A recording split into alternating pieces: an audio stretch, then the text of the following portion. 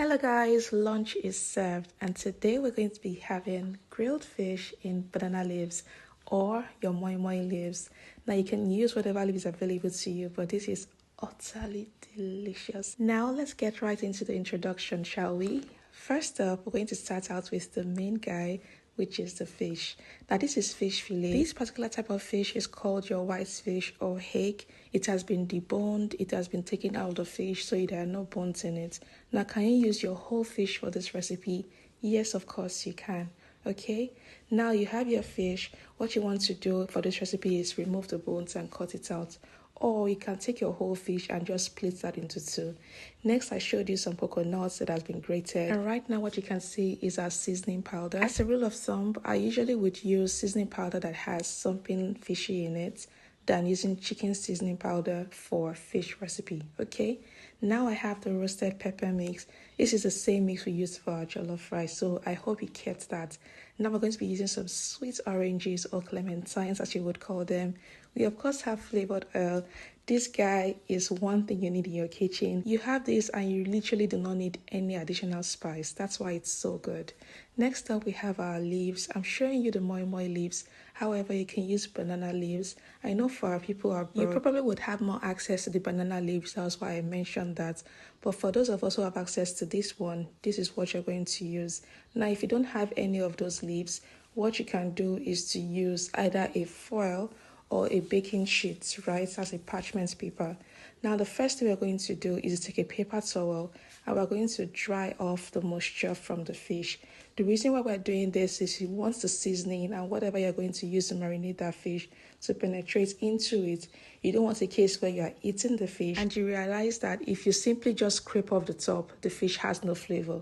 And you would notice this in most restaurants, right? When you're biting into a piece of protein, if you take out the skin, then the flavor is gone. And that's not how it should be. Flavors should be able to penetrate into your protein.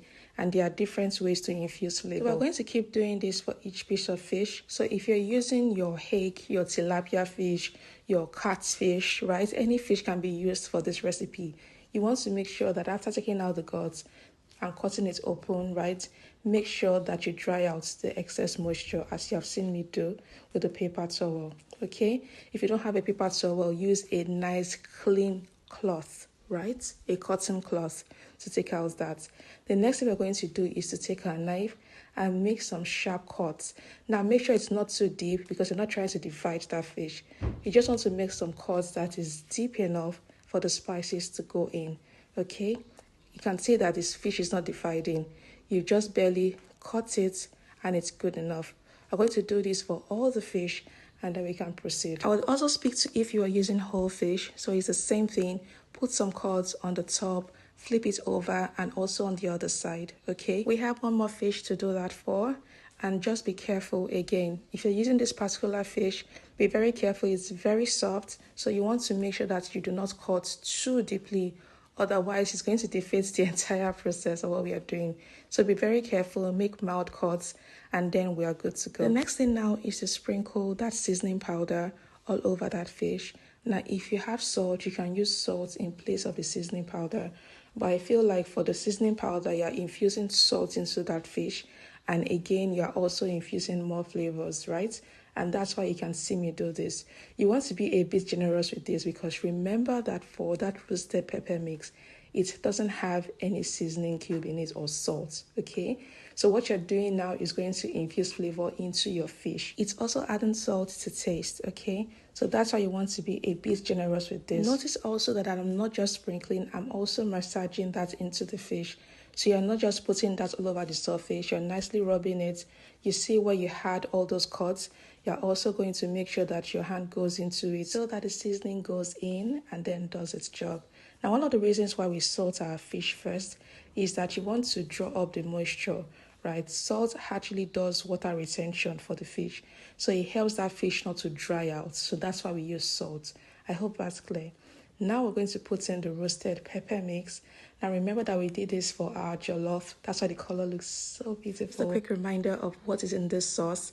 You have your tatashe, you have your atarodo, you have carrots, right? you have onions, and you have some bell peppers. So that's what has made this up. We roasted that until some of it was a bit charred, and then we blended it, and that's how we got this. So there is no tomatoes here. Okay, so I hope you indeed kept some of that blend. If you didn't, then it means you have to do that again, because you want that roasted pepper mix on this fish. And that's it. If you recall, I mentioned in the rice video that this is so good because you can use it for so many things. Like now, if you're using the whole fish, it's basically the same thing.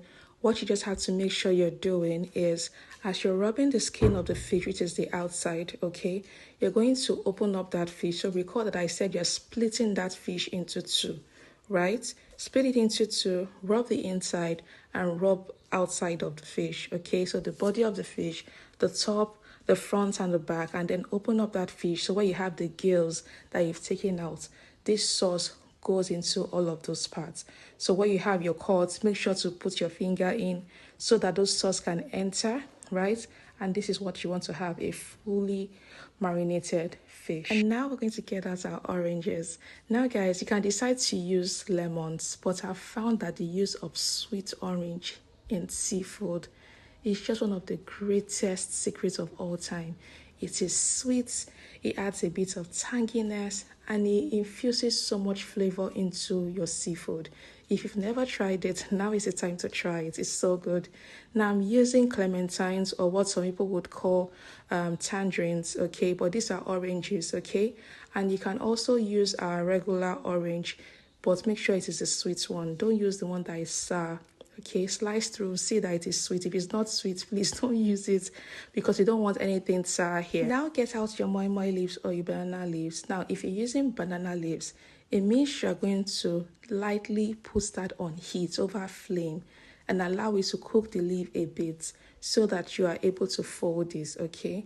But for the moimoi leaves, it already comes done, right? The texture of the leaf doesn't require you burning it over flame to be able to handle it and make it flexible. But for banana leaves, you have to do that. So be very careful. But make sure to put it over open flame. So you're going to light your burner or gas, turn it to low, and then just lightly put it on top of the gas and be changing it from the front to the back, front to the back. Okay, and then you can proceed as you can see me do here. I oiled my moimoi leaves, right, just to add some flavor and give the bottom a level of crispiness as the fish cooks. And then you're going to layer that sweet orange on the first layer of fish. Now take the second part and place that on top of the fish. Now this is where the coconut shavings is going to come in, or the grated coconut. You're just going to sprinkle that all over the second layer of that fish. Now let's just begin to imagine you have the orange sweetness, you have the coconutty flavor, right? And then you're going to place that orange also on top of it, okay? Now that we have it beautifully arranged, okay, you now proceed to add the third layer of the fish.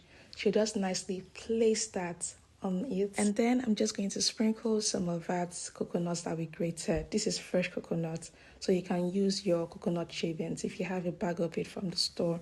Okay, I'm just going to put that one orange at the middle. It's for flavor and it's also for decor, because can you see how beautiful that is? I'm just going to put some more of that sauce from earlier and then just rub it all over that fish. And next up, we're going to be wrapping this up and putting this in our air fryer or oven. Now you can see the top. I wanted more sauce on that. So what did I do? I took some seasoning cube, added it to that sauce, and then I'm just going to use my hand to scoop that on top of that fish, okay? So you just want to do all of that. I'm adding more and more because I really want this fish to be so flavorful. I want the sauce to come through because it's indeed a beautiful sauce. Now the next part is going to get your flavored oil.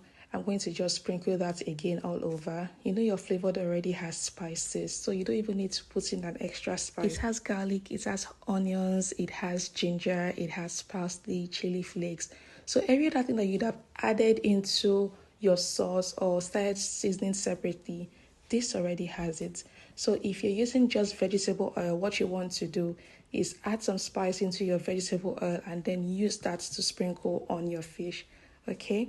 So if you don't have flavored oil, perhaps it's finished or you don't have your herbs, mix the herbs and then put that in your oil and then rub it all over your fish. And this is what it should look like. It looks beautiful already, but we are not done yet. We're going to try to tuck this in because we want this to cook in the moimoi leaves. So if you ask me why are we using this, it's going to infuse a very beautiful flavor. You know how when you cook your moimoi with the leaves, how it tastes, and also the banana leaves, it infuses this lovely, authentic flavor into that fish, and that's why we're wrapping it up like this. I'm going to also place another one at the top of the fish because I want it to cook properly. It's going to serve like it's in a pot, okay? So it's going to cover it up well, and towards the end of the cooking, I'll let you know. I'll take off the top of the leaf so that we can get this lovely brown char color on it, okay? Now, if you don't have an air fryer or oven, what can you do? You can season as we have done so far, and then you have to make a sauce with the jollof base, right? And the slices of orange, okay? You make a sauce with it. What you just do is put the oil in a pan, fry that sauce, place the oranges on top of it so that it can be infused towards the end of the cooking. Place the oranges on top of the jollof base that have been fried with seasoning cube, okay? And then fry the fish after seasoning it also separately, and then you can now stack them together and then allow it to rest in your pan. That's another way to recreate this if you don't have an air fryer or oven.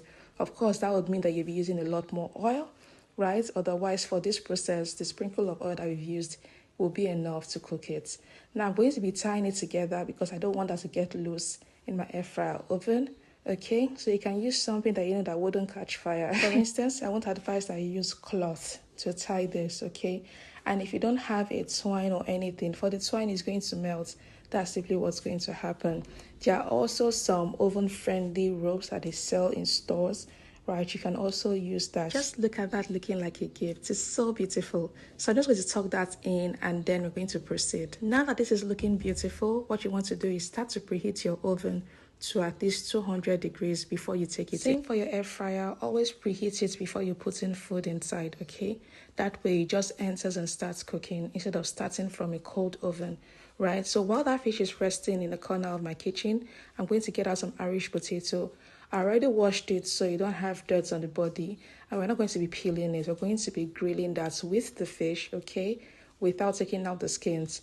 Again, if you don't know, the skins of the Irish potato are so healthy and delicious. You can eat them conveniently without any issues. So yes, they are good for eating, right? So we're just going to cut that up. I'm cutting them into quarters, as you can see, right? Once we have that good and ready, I'm going to season them, and it's going to be added to the grill basket you saw me put that fish that has already been wrapped up like a gift, okay? So let's just get all this cut up, and then we can put that into the basket. So obviously what this means is if I'm using Irish potatoes, you can use sweet potatoes, you can use plantains, right? You can use whatever works for you. You can use yam. Yes, you can roast your yam in the air fryer or oven, and then you're good to go. It just helps you do so many things at once, right? And then I'm going to just put in some flavored oil, rub that all over. You're going to sprinkle some salt or seasoning cube, and then you're going to just mix that together by hand. Okay, you can put it in the bowl. I'm doing this on my chopping board, and this is already good and ready. It's perfect as it is. That is going to join the fish in the grill basket. Now, I mentioned that at some point while grilling the fish, I'm going to take out the top, and this is what I've just done. The fish has been grilling for 20 minutes, okay? I already took a skewer to pierce through it to see that it is cooked, and it is properly cooked. So what I'm looking for is a nice brown color at the top, and that's why I took out the cover. That's the Moimoi cover that I used so that it can grill properly and get that beautiful color. Now I hope you're ready for it. Are you ready for it? Are you ready for it? Yay! It's perfect, guys. Just take a look at what we have just created. The char on the orange, the lovely brown color on the potatoes, and just look at that fish. It is layers and layers of goodness. And the one beautiful thing that you would notice is that there is this sweet, delicious moisture that comes out of the fish in the grilling process that is also in that leaf, okay? So it can even serve as some sort of a broth. Don't throw it away. It is so good. Please save that liquid and use it in making a stew or your rice. Look at that layer. It is so, so good, guys. Now it is time to fully look at it and let's analyze it. Again, like I said, you know it's fully cooked when you take a skewer and it goes in without any restriction. You can also cut off a bit of it to see that and taste it, right? And see that it's fully cooked. Usually you already know that fish doesn't take long to cook. But if you're cooking it in this way, especially in an air fryer oven, you're going to give it some time, about 20 to 25 minutes, okay? So I grilled this for 20 minutes and the last 5 minutes I used that to grill the top of it and took out the cover. And you can see how soft that is. This fish was packed with so much flavor, right? The orange, the coconut. So just look at how that goes in so easily. So that shows you already that this fish is well cooked. It looks delicious. I'd already strained out the beautiful broth that came out of it. Guys, this is just so good. You must have also noticed how well the Irish potato cooked. So it tells you again that it cooked in the same time that it cooked this fish to grill. And this is just a beautiful lunch. I can't wait for you guys to try this out and see you at dinner. Bye.